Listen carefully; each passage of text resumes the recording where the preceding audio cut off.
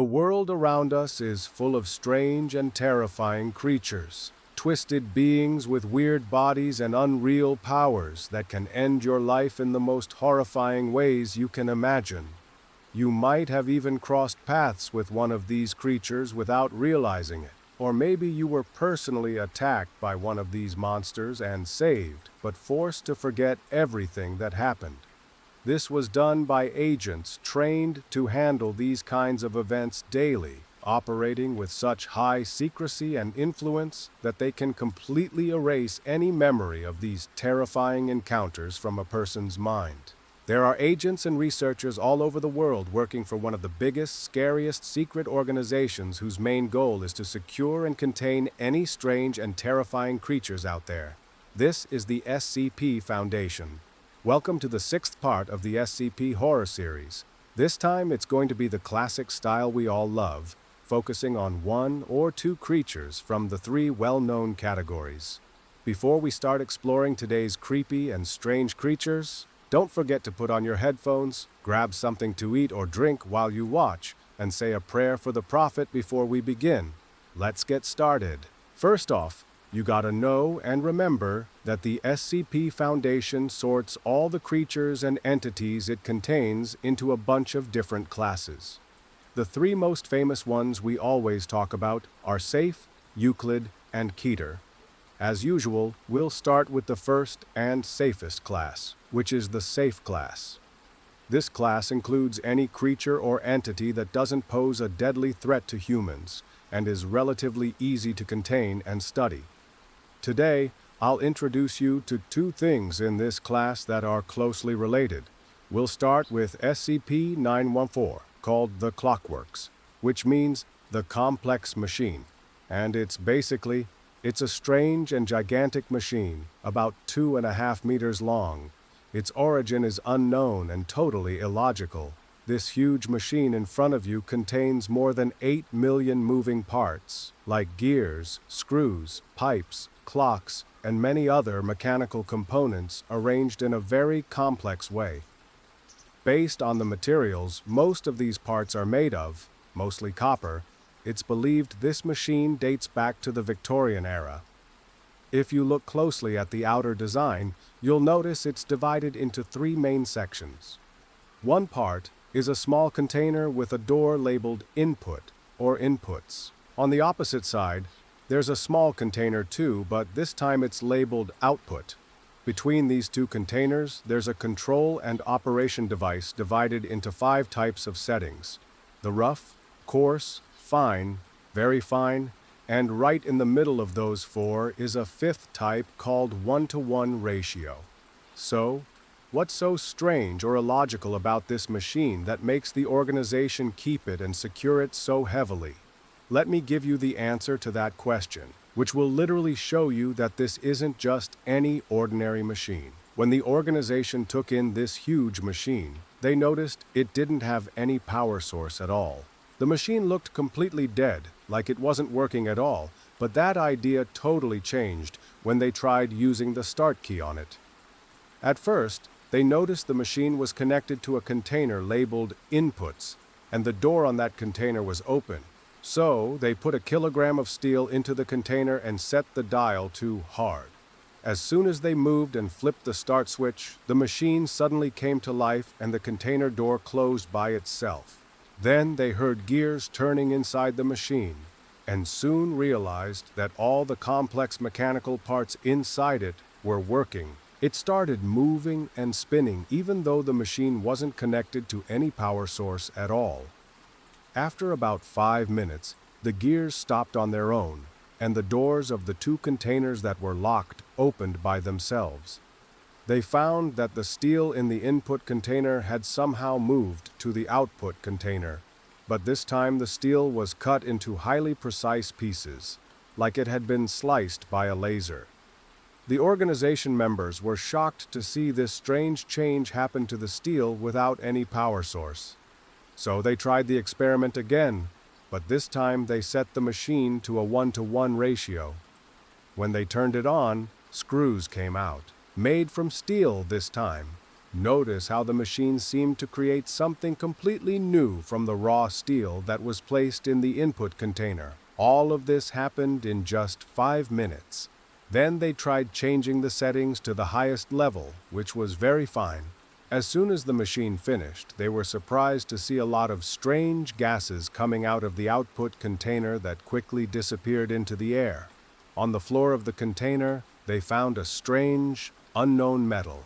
They literally discovered that this metal doesn't break or rust no matter how strong the force is, and it can withstand heat up to around 5,000 degrees Celsius. It was like some kind of undiscovered alien metal. It was like a whole new world, and this was the first test done on that strange machine. From this test, the organization figured out that the machine settings control the quality of the transformation that happens to whatever's put into the input container. Basically, the first and second settings, the rough and coarse, turn the material into something similar without making big changes to it or its physical structure. The 1-to-1 setting usually creates something new out of the original material. As for the fourth and fifth settings, called fine and very fine, they literally change the structure of the material inside the machine completely. It was like it was turning into something completely different, like from the future or from other undiscovered worlds in the universe. And to keep the organization happy and satisfied with this strange machine and its settings, they moved on to another type of test on it. Tests that were brutal and totally inhumane. So, let's take a look at some of the tests the organization ran on this machine. When they saw the big changes happening to the materials they tested in the machine, they wondered, what if we replace these materials with real living beings? Would the machine be able to change them or give them new abilities? Or would the machine just cause problems? When they died, and to answer their questions, they tried the first test on a living creature, which was a white lab rat. They literally put the rat in the input container and set the settings to a 1-to-1 ratio. When the machine finished, they were surprised that the rat didn't die, and the result was basically the same rat, but this time it was a little brown. This was a positive sign that the machine doesn't kill the living creatures that go inside it. So, they tried changing the settings for other types to see the results of the other settings. When they set the settings to rough, they found the result was a crushed rat, torn into many pieces. So, they kept experimenting. They left the mice on fine, hoping the honey wouldn't run out this time. Sure enough, the chicken's leg was still the same white color, but this time the mouse was stronger, with bigger muscles, and its behavior was strange. Something wasn't right. Something must have changed in its brain. So, they tried the experiment again, but this time on fine mice, the ones they'd noticed before that completely changed the physical makeup of whatever's inside the machine. And sure enough, after the machine finished the transformation, the mouse turned into something else. A weird-looking mouse that seemed made of crystal. It moved and interacted with its surroundings and made a strange sound, kind of like... The music kept playing continuously for a few seconds until it completely faded away and its particles dispersed into the air. After what happened, the organization's curiosity about the machine's effects on living creatures grew even more. So this time, they tried a bigger example than a rat, a chimpanzee, and adjusted the machine's settings in hopes of creating beings with new and strange traits. And it seems like that's exactly what happened. A totally new, weird, and impossible creature came out of the machine's output chamber. It was literally impossible for a creature with those specs to exist. Unfortunately, there's no written information about the results from those settings because the organization kept it all under wraps. The results were mysterious for some unknown reason. But when they tried to repeat the experiment and set the machine to shelf mode, they ended up with a completely mangled chimpanzee corpse, covered in cuts, wounds, and burns, so badly injured that it died a terrible and painful death. This is further proof that the shelf setting and the course cause anything inside the machine to be cut up and smashed. As for living creatures, this setting is deadly to them. The organization kept developing tests on this machine until they actually started testing it on human beings themselves, and that decision wasn't stopped. They went ahead with it. There are people from the D class who are basically prisoners or test subjects for the organization's experiments. They've done a lot of human testing using this SCP machine.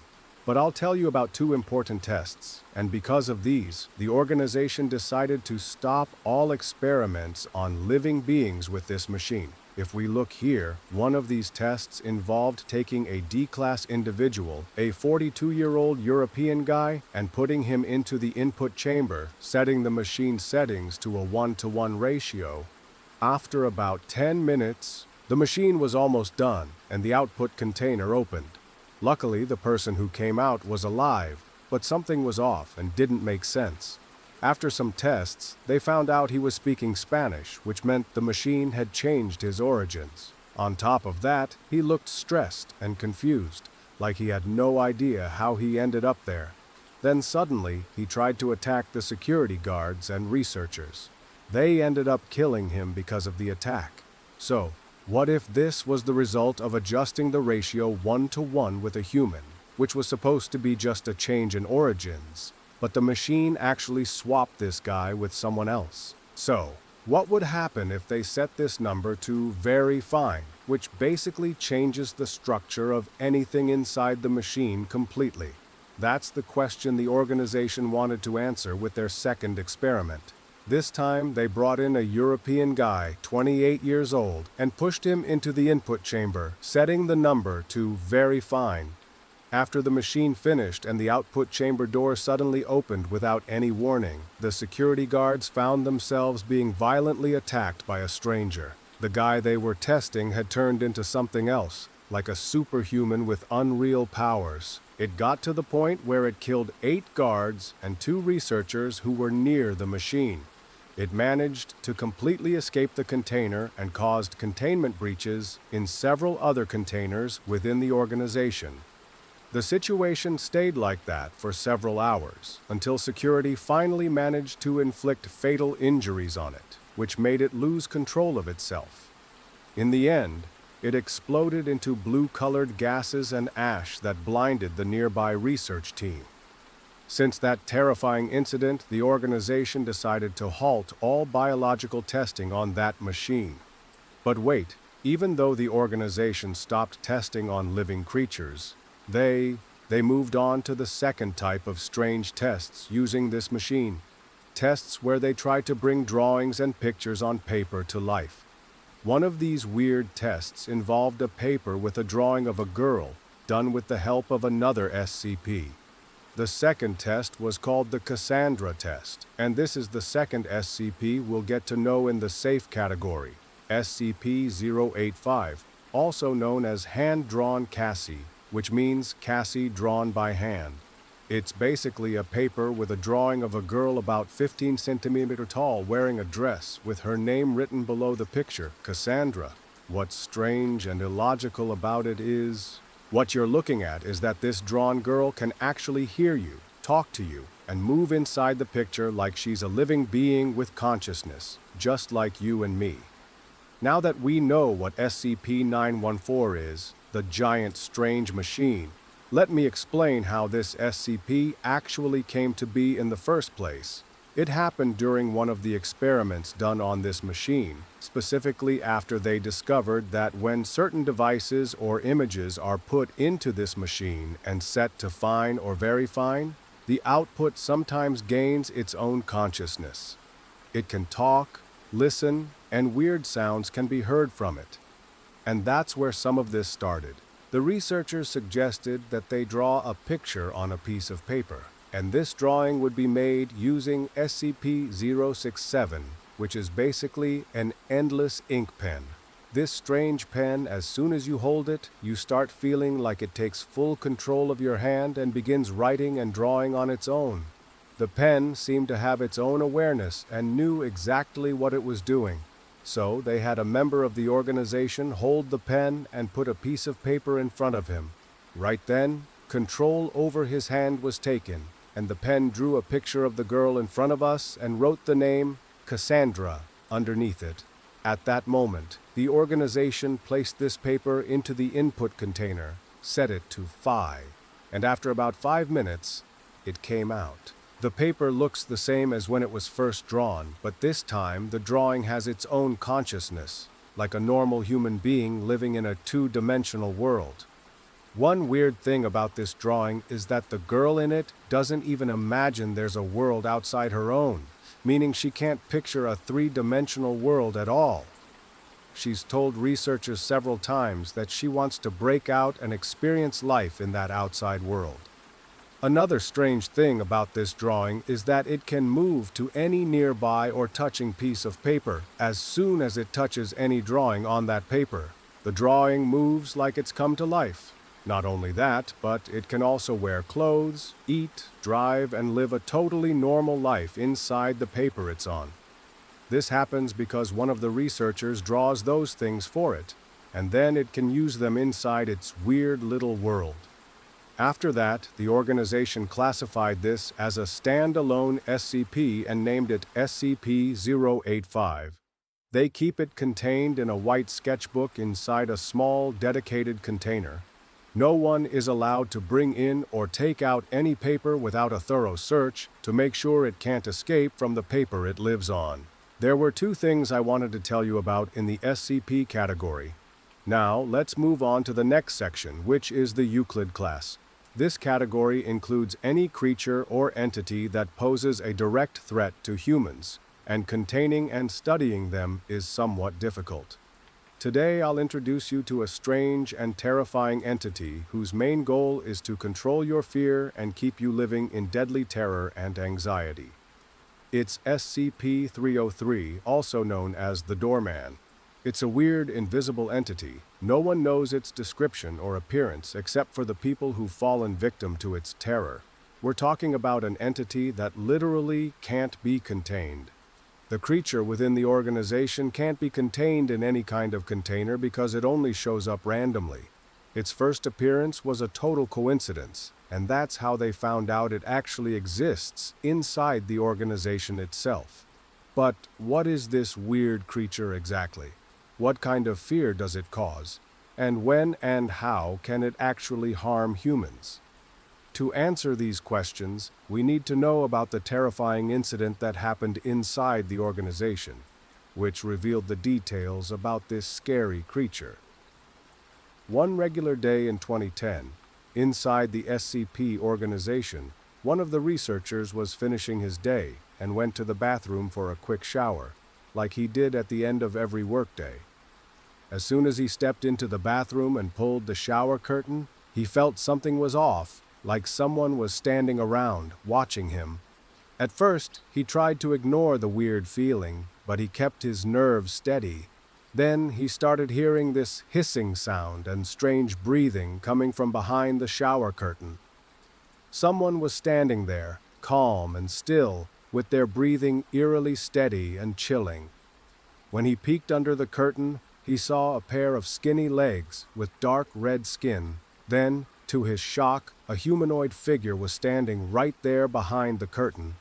The fear that hit him in that moment was unlike anything he'd ever felt before, a feeling like he just wanted to. He preferred to stay completely still until the thing standing behind the curtain suddenly disappeared and moved away from him.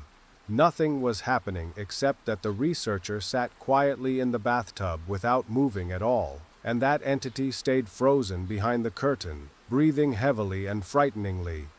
He stayed like that for 3 whole hours until suddenly the breathing stopped. At that moment, he felt the intense fear he had been feeling just vanish. When he looked back at the curtain to check, he saw that the entity standing there had also suddenly disappeared, just like it had appeared.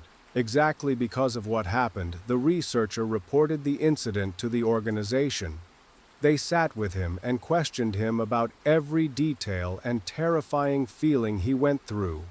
The details he told them literally made the organization shocked at what this entity was causing without even trying to come near him. The researcher told the organization that as soon as he heard the breathing sound and saw the entity's leg under the curtain, He was overwhelmed by a strange feeling of fear, like he was forced to be extremely scared of the weird thing waiting behind the curtain. Even stranger, he felt like he had to stay put and not try to move at all. He either runs away or moves completely out of place, and this entity was controlling his mind and his psyche, making him give in to the terrifying feeling it caused. But the scariest part is that even though the researcher only saw the creature's leg, he somehow managed to describe its appearance very accurately.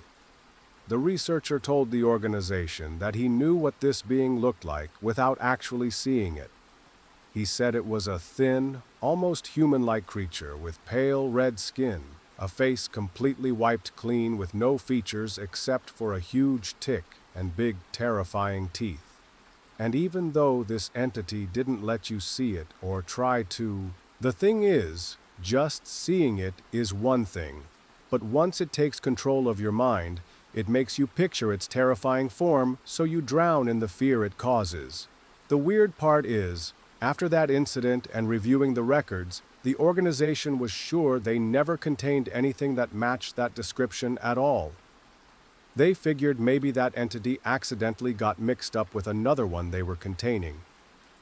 After that incident, the organization told all their members to report immediately as soon as they felt someone was watching them with the same traits that researcher reported, until the second incident happened.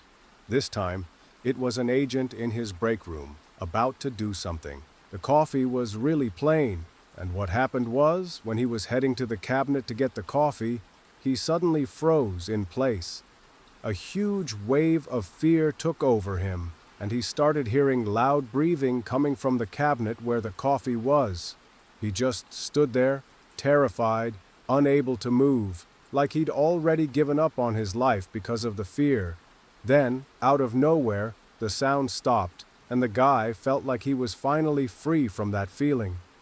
At that moment, he left the room and went to report what had happened. In his report, one of the scary things he said was that he was 100% sure that whatever it was had been hiding inside that cabinet. In the fetal position, even though he never opened that cabinet or even saw what that entity looked like, he was literally describing the scene, and the entity had copied its image into his mind. After that happened, the organization went to search the cabinet and were shocked to find a missing jar of coffee. This was considered the first recorded case of the entity having taken something from the place it was in. After that, the threat level of the entity increased for the organization, and they ramped up their searches and inspections until the third incident happened. Unfortunately, we won't know exactly what went down then because the researcher exposed to the entity was found dead from dehydration in his room. After examining his body, they discovered he was stuck in the room for about 5 days, unable to get out. He was scared out of his mind because that entity was standing right behind the door he needed to use to get out. Apparently, his fear kept him from even trying to open the door, and this ended up killing him from dehydration. After looking into all these incidents, they noticed that the entity always showed up in the same building and on the same floor, but it changed the room it appeared in on that floor. So, they decided to run some seriously inhumane tests on the entity to try and understand it. As usual, they carried out these tests on people from Category D, who we consider the organization's human guinea pigs. The first person tested was named D303. One day, he went into one of the rooms that this entity always haunts and stayed there for a while. Suddenly, he told them he felt like someone was standing behind the door, making loud, scary breathing sounds. He was ordered to open the door where the entity was standing, but unfortunately, he was too scared to approach it. He told them he felt intense fear every time he thought about going near the door where the entity was. He even described its terrifying appearance to us. It's like a humanoid being with pale red skin, and there are no facial features except for a huge, terrifying mouth that's always wide open in a scary way, making this creepy breathing sound. Unfortunately, the organization didn't handle this guy well, They threatened him at first that he'd be transferred in a container with a certain SCP, I don't remember the name, to scare him into opening the door. But even with that threat, he refused to follow their orders. Then they threatened to execute him if he didn't comply, but he still couldn't do it because of the extreme fear he was living in, even after knowing his life would end if he didn't open that door. And that creature he was left living through the worst kinds and feelings of terror that no one could even imagine. At the end of this test, the organization actually carried out their threat and killed that person. The killing happened right in front of another member of the D class called D303, who was supposed to be next in the test. They told her to go into the room and lock the door behind her until that entity appeared again. They ordered her to open the door for it, but even though she witnessed the death of the person before her, she couldn't bring herself to go near the door at all. Strangely, she said that if she went near the door, the entity would torment her in a certain horrible way. The organization withheld her details and didn't write down what happened. Honestly, the stuff she said was so messed up. The researcher in charge of those tests got scared and stopped them from killing her. Instead, they used an even worse method than eating her. They tortured her. They brought in another guy from the same group, gave him a knife, and told him to stab her every time she refused to open the door. Even though this whole situation was set up horribly, she still couldn't get close to that group. In the end, she died from all the wounds, cuts, and blood loss caused by that guy after those terrifying and horrible tests. The organization shut down that whole operation and made sure no one even tries to enter any of the rooms inside. Plus, they found out where the scary creature's main hideout is, the place it uses to stash all the stuff it's been stealing from the organization. Turns out, this thing has stolen a bunch of unknown items, and no one really knows what it wants with them. The stuff includes chemicals, an electric generator, surgical tools, and a coffee jar that was stolen before. Also, there are the bodies of the DI group members who died because they refused to get near the creature. If you're wondering why the organization's people didn't try to trap the creature, it's because the creature prevents any attempt to do so. A visual connection to it, and as soon as it senses someone might see it, it completely disappears like it was never there. To this day, no one has actually seen this entity directly, except for those who became victims of the terror it caused, and only saw it through the terrifying image it imprinted in their minds. This was the scary SCP I wanted to introduce to you today, in the Euclid category. So, after getting to know some creatures in the safe and Euclid categories, we'll move on to the last section of this video, which is the Keter category. This category includes any creature or entity. It's a huge threat to humans, and containing or studying it is almost impossible because of how dangerous it is. Today, I'm going to introduce you to a strange entity called SCP-266-A, also known as Cathulu. It's a creature that looks kind of human, but has a head like an octopus. This creature is about 4 meters tall and weighs around 200 kilograms.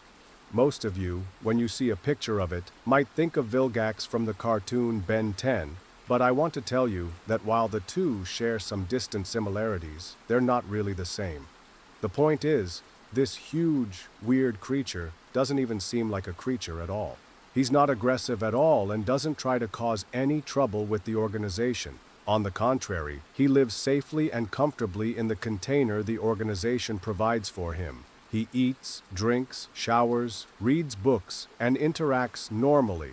In fact, from how he behaves, you might even find out he's a respectful person. But the reason the organization classified this strange creature as a Keter, whatever that means, especially after it was previously in the Euclid category, is because of the effect it has on humans. Let me explain this more clearly. The organization discovered that the main strange effect this creature's brain causes only happens if a person keeps interacting with it and stays close to it. For 6 months straight, this strange effect starts happening to the person. Somehow, they just know what this creature wants or needs, what it's thinking about right now. Even stranger, the person automatically tries to meet the creature's needs, like they're its obedient servant. When the organization questioned the creature about why this weird effect happens, it explained that it's unintentional and that it doesn't actually want anyone serving it. What's even weirder is that this creature's secondary effect causes this to happen roughly once a month, the organization found out. So, about every month or so, this religious group shows up worshipping and idolizing this weird creature in a brutal and bloody way. This was first discovered back in 2003, after the creature had been contained for a whole month. The organization got caught off guard when this religious group called Tawared Saham launched an attack, trying their hardest to break into the container holding the creature. Strangely, the security guards couldn't stop them. The members of this sect had this crazy endurance that let them break through the containment, attack the guards, and not get hurt at all. In the end, they got inside the container with the creature, and each of them started cutting their own hands with knives. They were drawing weird, bloody symbols on the walls of the container and on that strange creature itself. Then they started holding hands, drenched in blood, and moving in circles around the creature while singing strange songs. The weirdest part was that the creature, named Cathulu, didn't understand any of what was happening around him. You could tell he was upset and disgusted by the blood all over him.